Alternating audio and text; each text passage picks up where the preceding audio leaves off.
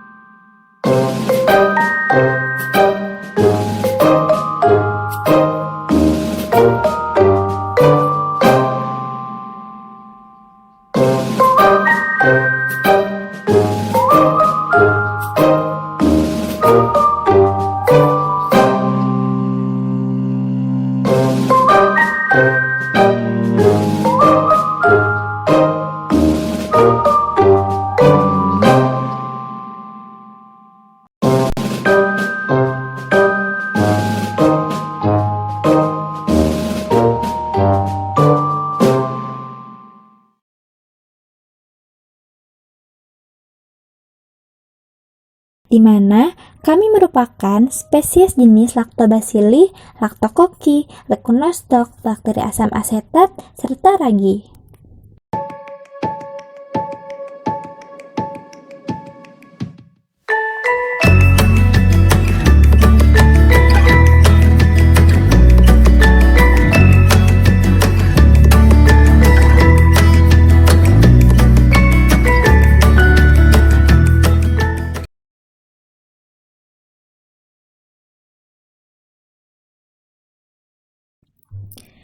Pada pembuatan kefir, medium fermentasi untuk memproduksi kefir dapat berupa berbagai jenis susu, seperti susu sapi, kambing, ataupun domba.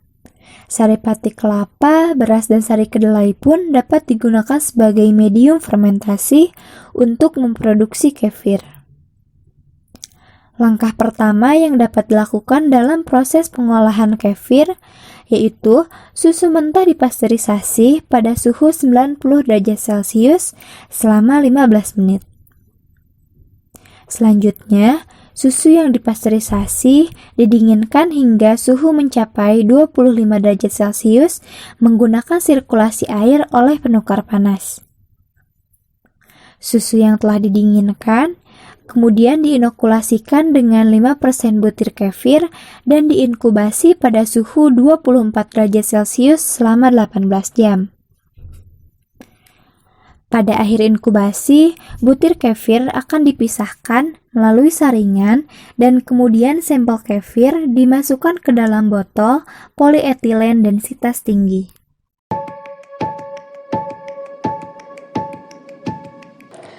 Selama proses fermentasi berjalan, bakteri asam laktat yang bergenus Lactococcus akan menurunkan pH hingga 4,5. Pada pH ini, pembentukan curd atau koagulan akan terjadi sebagai hasil dari interaksi protein yang terdenaturasi dan misel kasein yang kemudian diikuti dengan pembentukan asam laktat. Asam laktat dihasilkan dari degradasi laktosa oleh bakteri asam laktat homofermentatif yang menghasilkan 2 mol asam laktat dan 2 ATP per mol glukosa.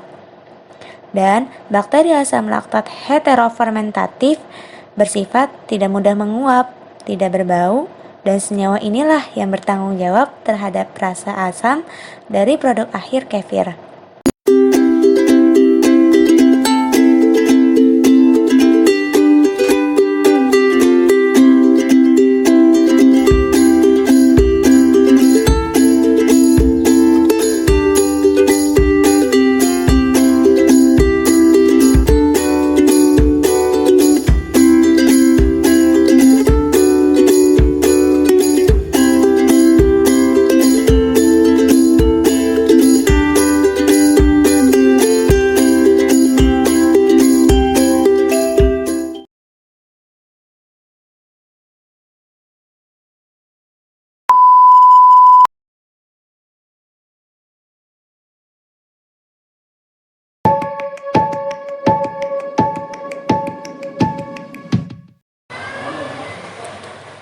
analisis ini dapat ditentukan dengan menggunakan metode titrasi AOAC, yaitu menggunakan 0,1 normalitas NaOH. Kemudian pH diukur pada 15 derajat Celcius menggunakan pH meter yang sudah dikalibrasi. Total kandungan padatan dari sampel kefir ditentukan secara gravimetri menggunakan oven pada suhu 103 derajat Celcius sampai diperoleh bobot konstan, sekitar 2,5 jam.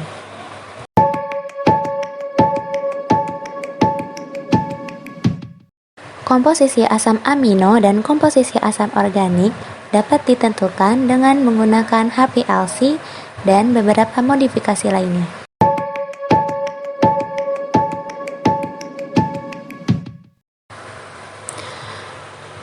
Kadar CO2 dilakukan dengan titrasi asam basah, sedangkan viskositas diukur dengan Brookfield Viscometer dengan kecepatan 30 rpm.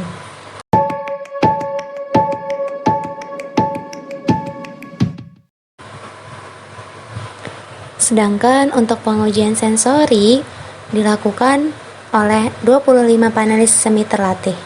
Sampel kefir sebanyak 50 ml disajikan dalam gelas kaca dan diberi kode secara acak dengan 3 digit angka.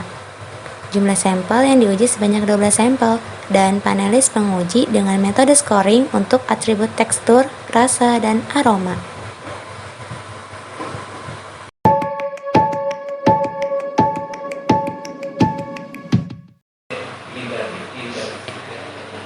Asam lemak bebas atau free fatty acid yaitu dapat dilakukan pengujiannya dengan cara titrasi menggunakan NaOH 0,1 normalitas. Sampel kefir sebanyak 10 ml dimasukkan ke dalam tabung Erlenmeyer, kemudian ditambahkan etanol 96% sebanyak 50 ml dan indikator PP 2 ml. Kemudian dititrasi menggunakan NaOH 0,1 normalitas yang telah distandarisasi sampai warna merah jambu dan warna tidak hilang selama 30 detik. Total etanol kefir sebanyak 25 ml, sampel kefir ditambahkan 50 ml aquades, kemudian dimasukkan dalam labu destilasi. Destilasi dilakukan sampai volume penampungan terisi 50 ml. Dua tahapan yang dilakukan yaitu pertama, pengukuran berat jenis sampel, dan kedua, pembacaan kadar etanol berdasarkan berat jenis sampel pada tabel spesifik gravity etanol persen bobot per volume.